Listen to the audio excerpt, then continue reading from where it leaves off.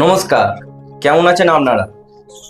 পুরো একটা যুগ ধরে একটা জেনারেশন যে জিনিসটার জন্য অপেক্ষা করছিল, হ্যাঁ, দেব শুভশ্রীর জুটি দেখার জন্য আমরা খুব অনেক দিন ধরে ওয়েট করছিলাম। সেই জুটিটা ফাইনালি সিনেমার পর্দায়, বড় পর্দায় আমরা আবার দেখতে পাবো। তবে এই যে 10টা বছর ধরে আমরা এই ধূমকেতুর জন্য ওয়েট করছি, আর ভাবছিলাম এই বইটা সেই পুরোনো আদলে বানানো হবে, কিন্তু না, এই বইটা স্টোরি একদম ফ্রেশ স্টোরি লাগছে। সত্যি এখনকার দিনে যে ধরনের বই রিলিজ হওয়া দরকার সেই ধরনেরই স্টোরি লাগে। তো ভাবুন, দেবদা আর কৌশিক গাঙ্গুলি সেই তৎকালীন সময় এই ধরনের স্ক্রিপ্ট তৈরি করেছিল, তাহলে এখন যদি বইটা যদি তৈরি করতো তাহলে আরো গ্র্যান্ড লেভেল প্রেজেন্ট করতো। তো ওভারঅল ট্রেলারটা দেখে আমার খুবই ভালো লাগলো, আর দুজনের এই যে ঝগড়া মিটলো এটাও দেখে খুব ভালো লাগছে। কিন্তু তোমরা অপেক্ষা করছো দেব আর শুভশ্রী জুটি দেখার জন্য, আমি স্পেশালি অপেক্ষা করছি দেব আর রুদ্রনীলের জুটিটা দেখবো বলে।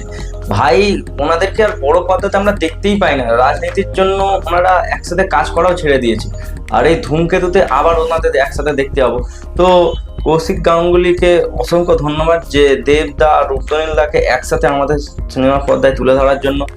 আমি তো খুব অপেক্ষা করছি ওনাদের দুজনের কিরকম ধরনের কেমিস্ট্রিটা তৈরি হবে, কারণ দেব শুভশ্রী অবভিয়াসলি হিরো হিরোইন, ওদের মধ্যে তো আলাদা একটা বন্ডিং আছে, কিন্তু রুদ্রনীলদা আর দেব, এদের দুজনের একটা যে ব্রাদারহুড যে বন্ডিং যেটা ট্রেলারে দেখালো, সত্যি ওইটা দেখার জন্য আমি আরো এক্সাইটেড হয়ে আছি।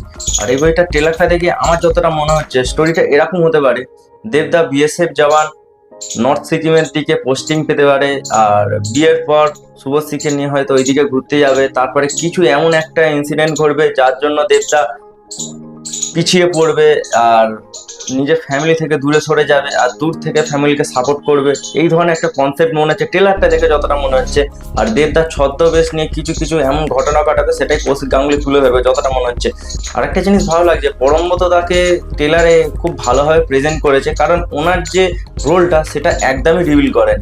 তো ওনার কি ধরনের রোল হতে পারে সেটাও দেখার হচ্ছে বিষয়। আর রুদ্রনীলদা দেবদার তো একটা কেমিস্ট্রি বন্ডিং তৈরি হচ্ছে, সেটা তো বুঝতে পারছি। আমার আরেকটা জিনিস ট্রেলারে খটকা লাগছে, যে দেবদা শুভশ্রীকে ছেড়ে কোথায় যাবে, কি করবে, এটা তো অবশ্যই আছে, কিন্তু শুভশ্রী কি আবার রুদ্রনীলকে বিয়ে করবে, এরকমও কিছু হতে পারে। তো ওভারঅল থিয়েটারে গেলেই বুঝতে পারবো। আপনারা কুলি আর ওয়ার টুর জন্য ওয়েট করছিলেন, আর আমরা একটা বাঙালি টোটাল প্রজন্ম, আমাদের জেনারেশনে সবাই ধূমকেতুর জন্য ওয়েট করছিল। তো 10 বছর বাদে এই জুটিটাকে দেখতে পাচ্ছি, আমি তো যাচ্ছি। আপনারা কারা কারা যাচ্ছেন অবশ্যই কমেন্ট করে জানাবেন, আর ট্রেলার কেমন লাগলো অবশ্যই বলতে ভুলবেন না।